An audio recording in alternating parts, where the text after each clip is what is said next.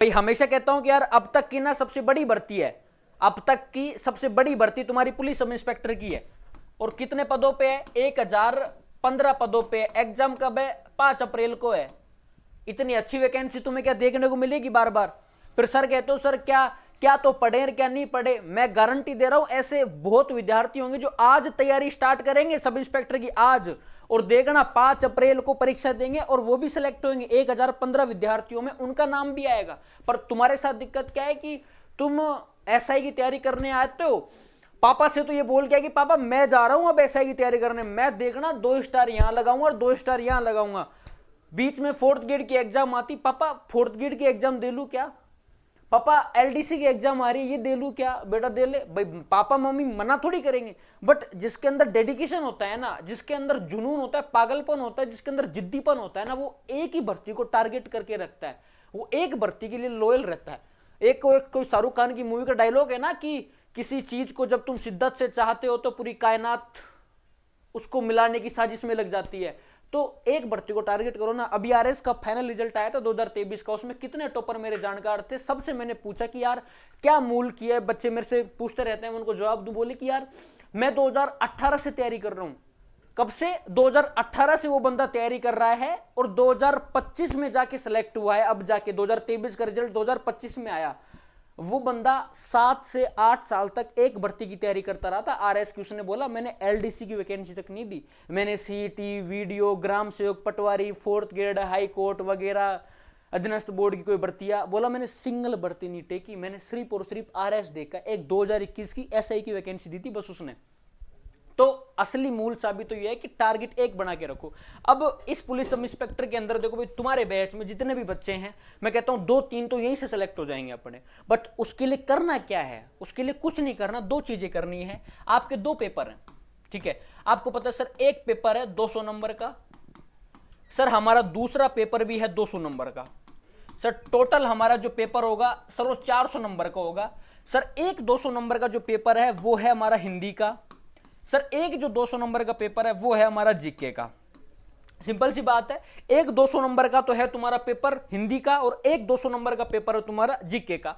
इस राजस्थान जीके में किस मतलब मेरा जो सबसे अधिक मानना है वो ये है कि विद्यार्थी को स्कोरिंग सब्जेक्ट पे अपना अधिक फोकस करना चाहिए। विद्यार्थी को किसी वैकेंसी की तैयारी करने से पहले उसका सिलेबस उठा के पढ़ना चाहिए कि यार इस सिलेबस में किन विषयों से अधिक प्रश्न पूछे जाते हैं, मैं उन विषयों को ज्यादा तैयार करूं, पहले तैयार करूं, क्योंकि वो स्कोरिंग सब्जेक्ट है। हमें पता है कि सर जीके में राजस्थान जीके का जो पोर्शन है, सर हमें पता है कि राजस्थान जीके का जो पोर्शन है यहां से 40 से 45% प्रश्न पूछे जाते हैं। सर कितने प्रश्न पूछे जाते हैं? मैंने कहा राजस्थान जीके का जो पोर्शन है इससे 40 से 45 प्रश्न तो पूछ ही लिए जाते हैं। तो ये तो तुम्हें याद ही करना पड़ेगा ना। अब राजस्थान जीके में आपके राजस्थान की जो अर्थव्यवस्था है वो आपको थोड़ी सी पढ़नी पड़ेगी।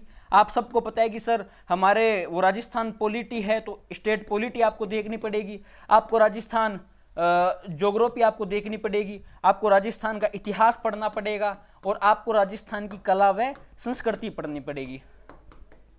कला व संस्कृति आपको देखनी पड़ेगी। एक बार मैं ना आपको कुछ चीजें बताता हूं, है ना। जैसे कि 200 नंबर का आपका जीके का पेपर है। भाई मैं जीके का मास्टर हूं तो मैं ज्यादा चर्चा देखो जीके पे ही करूंगा। और 200 नंबर का हिंदी का पेपर है, आप सबको पता है। तो आप 200 नंबर के हिंदी के पेपर के लिए एक बार सिलेबस उठाना, उसमें देखना कि संधि है, विलोम शब्द है, लोकोक्तियां हैं, मुहावरे हैं, है ना, देशज है, जो भी है उसमें जो पूरा सिलेबस दे रखा है अपना हिंदी का कंप्लीट, उसको एक बार देखना और डेली एक एक टॉपिक को निपटाना। हिंदी को तो डेली 3 से 4 घंटे देने ही देने हैं हमको, हिंदी कभी नहीं छोड़नी, है ना। जब तक नौकरी नहीं लग जाते तब तक आरएस नहीं बन जाते, जब तक तुम एसआई नहीं बन जाते, जब तक तुम कोई छोटी मोटी नौकरी तुम्हारे पकड़ में नहीं आ जाती, तब तक हिंदी अपने पढ़ते रहो। क्योंकि एसआई के अंदर हिंदी आती है, आरएस में हिंदी आती है, आपके जो हाईकोर्ट एलडीसी की वैकेंसी आएगी उसमें हिंदी आएगी, आपके हाईकोर्ट 4th ग्रेड की एग्जाम है उसमें हिंदी आएगी। तो राजस्थान की हर वैकेंसी में हिंदी का कहीं ना कहीं पोर्शन अच्छा है। तो हिंदी तो अब याद करनी ही करनी है, हिंदी तो अब पढ़नी ही पढ़नी है। साथ में राजस्थान जीके में क्या छोड़ना है और क्या पढ़ना है वो चीजें मैं आपको बता दूं। राजस्थान जीके में देखो, जैसे कि इतिहास में मेरी सब्जेक्ट की बात करूं तो एक आपके पास में आता है कला संस्कृति, एक आपके पास में कौन सा पोर्शन आता है, एक पोर्शन आता है कला संस्कृति का और एक पोर्शन आता है राजस्थान इतिहास का, एक पोर्शन आता है राजस्थान इतिहास का।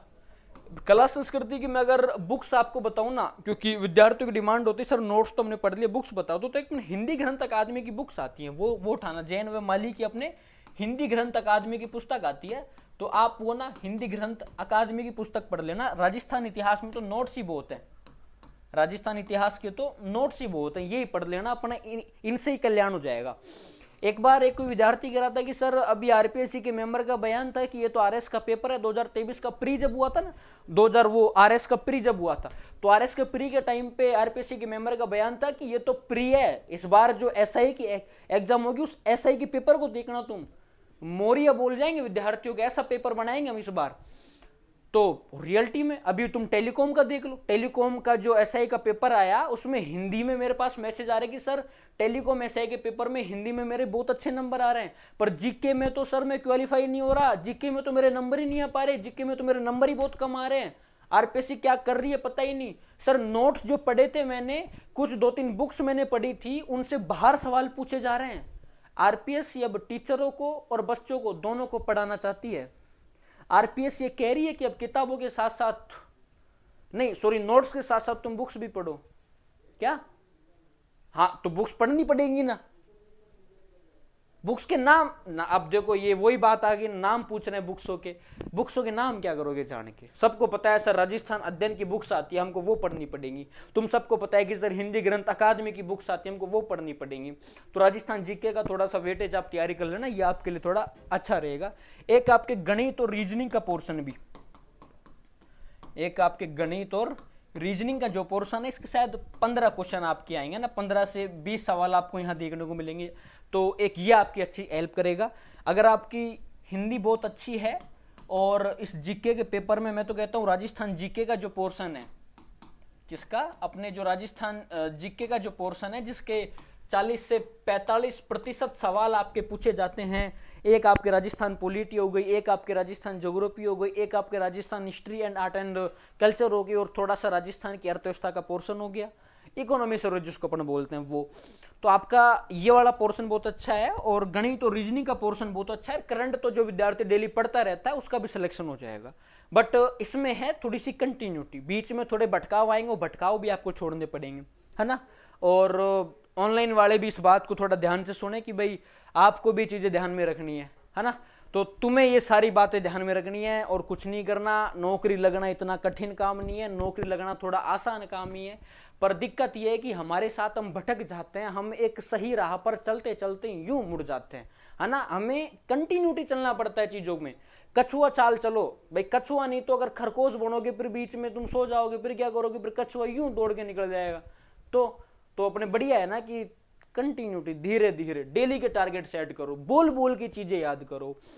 कई विद्यार्थियों की समस्या आती है कि सर मुझे ना चीजें याद नहीं हो पाती, तो मैं हर बार कहता हूं कि भाई तुम अगर बोल बोल के याद कर सकते हो तो बोल बोल के याद करो। जो विद्यार्थी जितना अधिक बोल बोल के याद करता है उसकी मेमोरी उतनी फास्ट होती है। मेरे तो आज दिन तक याद नहीं है कि यार मैंने कभी यूं चुपचाप रह के कि यार ये कोई पेज है, इस पेज में मैंने यूं बैठा बैठा चुपचाप मनी मन मनन कर रहा हूं, ऐसा आज दिन तक नहीं है। मैं जब से तैयारी करने लगा तब से मेरे मन में एक वहम था कि यार बगल में एक टॉपिक याद करके तुरंत मैं मेरे रूममेट को सुनाऊं कि तू भी सुन। वो कहता यार मेरे को भी याद हो जाता और मेरे को डबल याद होता। फिर तुम कहते हो ना सर आपका ये टॉपिक अच्छा मजबूत है, ये क्या क्या किया आपने ऐसा। तो वही है ना कि मैंने कोई राजस्थान हिस्ट्री का एक टॉपिक आपको पढ़ा दिया और 3 क्लासों में आपको बोल बोल के पढ़ा दिया, तो वो चीज़ मेरे जहन में बैठ गई। 2 साल बाद भी अगर तुम मेरे से पूछोगे तो भी वो टॉपिक मेरे को याद रहेगा, तो भी मैं उस टॉपिक को नहीं भूलूंगा, क्योंकि मैंने बोल बोल के आपको पढ़ा चुका हूं। तो एक बात मेरी मानना, बोल बोल के चीज़ें याद करना। आपने कोई राजस्थान इंडियन पॉलिटी पढ़ी और आपने पढ़ा कि भाई प्रारूप समिति का गठन 29 अगस्त 1947 को किया गया था, जिसके अध्यक्ष डॉक्टर भीमराव अंबेडकर थे। इसके सदस्य अपने एन गोपाल स्वामी अय्यर, अपने मोहम्मद सादुल्ला के मुंशी, है ना। जो भी तुम याद करते हो बोल बोल के याद करो। प्रारूप समिति गठन अब हुआ था, इसके अध्यक्ष अपने ये थे, कालीबंगा वहां स्थापित है, राजस्थान का अक्षांश विस्तार इतना है, क्षेत्रफल इतना है, करंट में ये योजना चल रही है। बोल बोल के याद करोगे थोड़ा बेहतर याद हो पाएगा और बहुत अच्छा याद कर पाओगे, है ना। इसलिए चीज़ों को तुम जितना ज़्यादा बोल बोल के याद कर सकते हो उतना ज़्यादा तुम्हें चीज़ें बोल बोल के याद करनी है।